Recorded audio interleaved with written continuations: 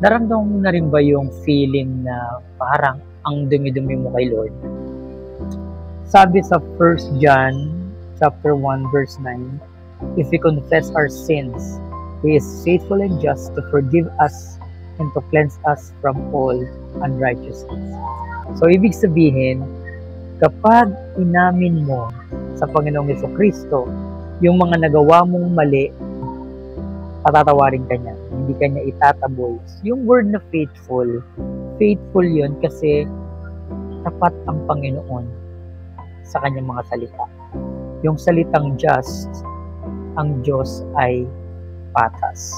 So, hindi siya nagpapatawad kasi okay lang yung mga nagagawa nating mali, nagpapaulit-ulit tayo sa kasalanan, yung mga kinagagalit ng Diyos, lagi nating ginagawa.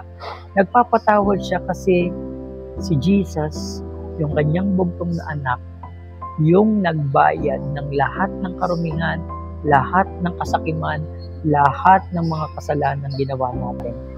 God doesn't cancel you. Instead, He cleanses you.